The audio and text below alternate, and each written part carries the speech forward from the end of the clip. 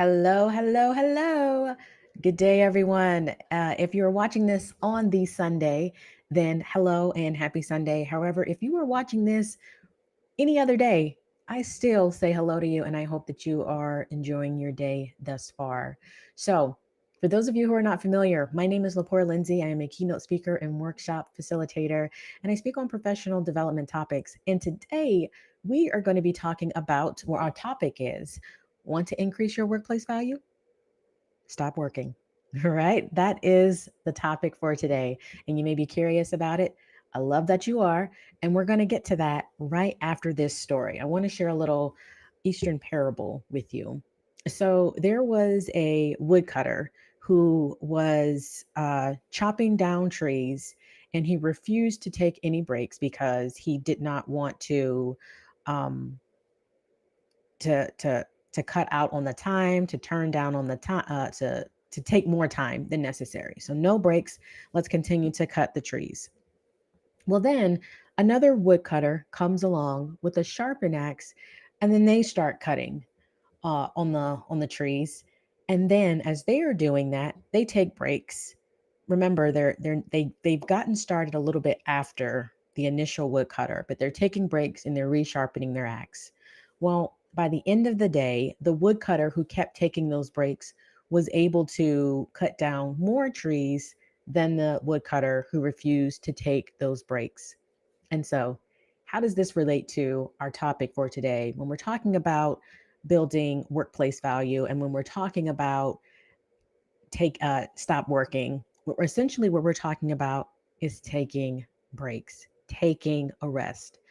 In the workplace, rest is how we sharpen our axe. Rest is how we keep our mindset in a fresh state where we are able to be more effective, able to be more efficient.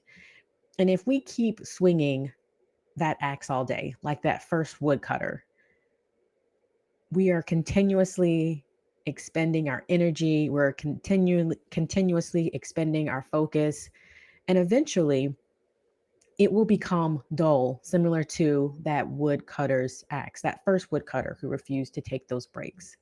And so that's why we're going to be talking about stop working. And by stop working, we're talking about taking breaks, taking pauses, and being intentional about it. So that way, as we continue to contribute in the workplace, we do it in a way that is sharp, that is efficient, that is effective. But before we get into that, let's go back a little bit and just talk about what workplace value is. I think it's important to get this reminder because depending on who you're talking to, it could mean something different. When I refer to workplace value, essentially what I'm talking about, what we're speaking about here is the the value is based on how we are contributing in the workplace. So if we are contributing in a team, how do our actions contribute to the team's goal, to the team's mission, or the organization or the department? What skills do we have? What knowledge base do we have? What task or projects can we work on? Which contributes to that.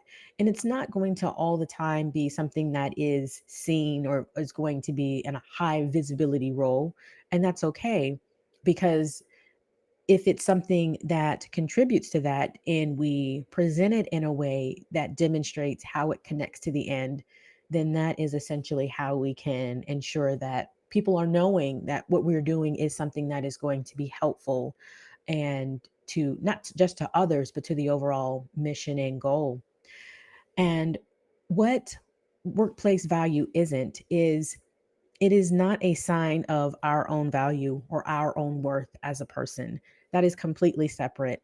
When we talk about self worth, when we talk about um, self worth, this is about who you are as a person. And every single person has self worth, every single person has value. And when we talk about workplace value, we're not, that's a different topic. It is related, but in this sense, it is about how are we articulating, whether through our actions or whether through our words, how are we articulating what we do in the workplace in a way that our teammates or the organization as a whole is able to see that contribution. The other thing, what it isn't, it's not about being the busiest person. It's not about sending the most emails. It's not about doing the most training or responding the quickest. It's not about that performative work. It is about being performant. And what performant is, actions that move the needle forward, actions that contribute to progress. That is what workplace value is about. And on today, we're talking about why you need rest, why you need to take a break in order to be more effective and efficient and sharp when you are offering your workplace value. One saying that I hear constantly is a lot is that taking a pause doesn't mean that we stop. Taking a pause, it doesn't mean that we stop. It doesn't mean that we quit.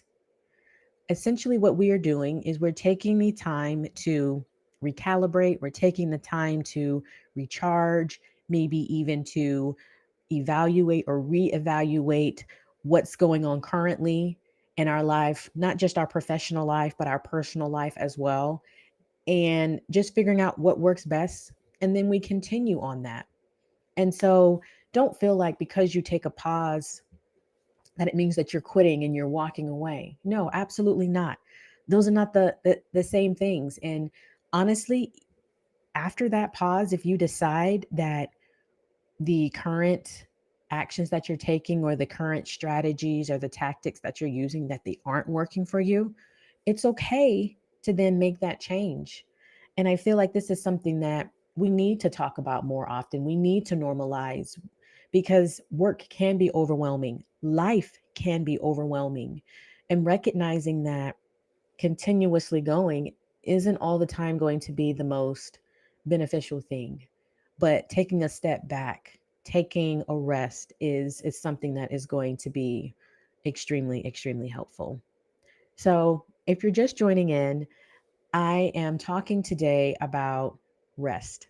The title is the title. Nope, sorry. The title is Want to Increase Your Workplace Value? Stop working. When I talk about stop working, I'm not talking about that you are done completely. What I'm talking about is taking a pause, taking that break in order to reevaluate what comes next. And what comes next, it could be to quit, but more than likely it is an opportunity for us to reevaluate, to recalibrate, recharge, so that way we can be more effective, like that second woodcutter that I mentioned at the beginning of this. So, how do you take a break or take a rest?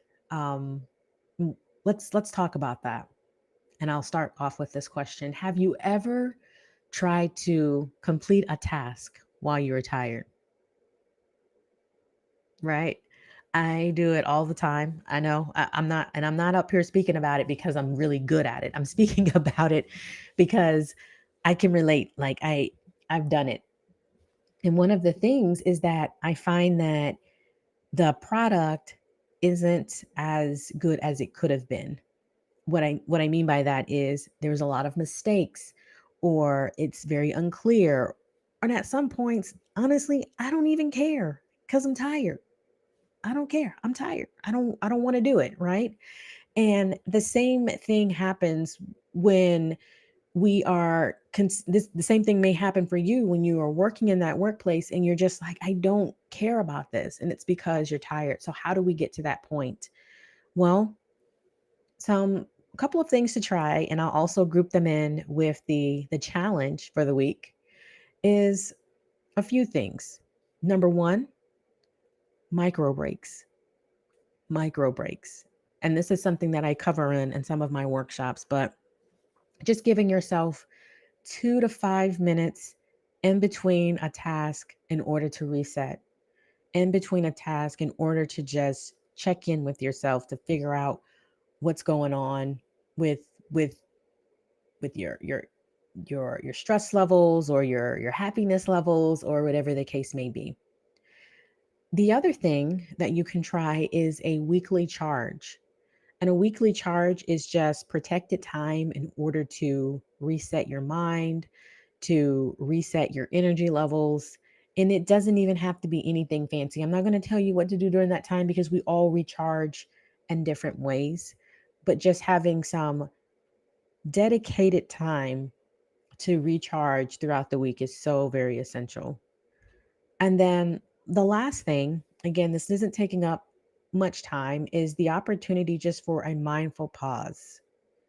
The opportunity to breathe before reacting to or responding to an email, responding to a phone call, responding to a post, just mindful and keeping in mind, what do I want to, when I respond to this, what is the goal of responding to this? Now, for each of these things, especially the micro breaks and the mindful pause, we're talking about 5 minutes, 5 minutes max, just to give ourselves that little break. I think when we think about rest, we think about it being something that's 30 minutes to an hour, which throughout the workday, when we do have deadlines, that can be really intimidating when we look at, oh gosh, I got to take a 30-minute break. But we're not talking about that. Not every time, just 5 minutes, because you may not have an hour. You may not even have 30 minutes, but you have 5 minutes to just take a break. And honestly, even if it's just one 5 minute break, just one 5 minute break, to give yourself that opportunity to pause. And then as time goes on, maybe that's something that you can grow. Maybe that's something that you can continuously develop, but just starting with just that 5 minutes. So that's a couple of tips, but also the challenge for the week to see if you can give yourself just 5 minutes to take that break, to take that pause and see what happens. When we think about workplace value, one of the things that it is not about quickness or swiftness, because because you do something quickly, it doesn't mean that it's going to be the best product. It doesn't mean that it's going to come out with the best result. And no, we're not out here about perfection, but when we're talking about workplace value, how can we be efficient with our time? How can we be effective with our time? And if we are always doing things quick, or going back to that scenario at the beginning, using a dull axe, what what can result from that is now we have to redo the work again, and now we have to slow down because we didn't take those rests at the beginning. So rest is just as essential as any other strategy, as any other tactic. Having that rest, being able to give ourselves permission to take it easy, to allow ourselves that time to just chill. I'll leave with this. I started meditating oh gosh, a few years ago. And I'm not consistent with it by any means, but I do it more now than I did before. And one of the meditative practices I did, it still sticks with me, and I use it. I use it whenever I meditate. Is telling myself that I am allowing myself to rest. I am allowing myself to rest. I am allowing myself to rest. Just telling myself that, or I am allowed to rest, right? Just telling myself that was really big help for me, because I felt like I couldn't, like there was always something that I needed to do, that if I didn't do it, either it wouldn't get done, or it would, the world would end because of that little task. Like that was the story I was telling myself. But y'all, the work is going to get done eventually. We just have to, in the meantime, be kind to ourselves, be gracious to ourselves, and allow ourselves to rest. All right. I don't know if that was what you were expecting today, but that's what you're getting is just about how we can take that break and how we can take that rest. All right, y'all, this is it for me today. So this is pre-recorded. So if you're typing in the chat and I'm not responding, I will come back and I will read those comments and I will respond. I just won't do it when this is showing because more than likely I'm taking a rest. And I hope that you find 5 minutes throughout this week to do the same. All right, y'all. So that's it for me. And just remember we're in October. Oh my goodness, we're in October. So just remember to stay adding value and enjoy the rest of your day and the rest of your